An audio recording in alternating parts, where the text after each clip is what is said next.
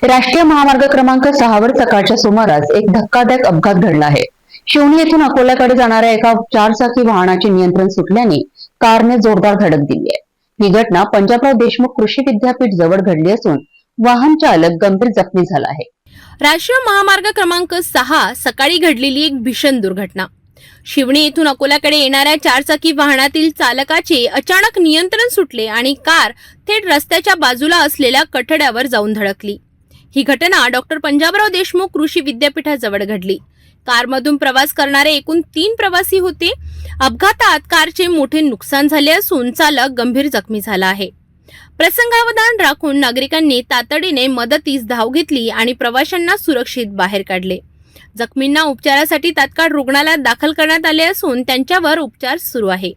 Police प्रशासन घटनास्थळी दाखल झाले असून अपघाताचे नेमके कारण शोधण्याचे काम चालू आहे।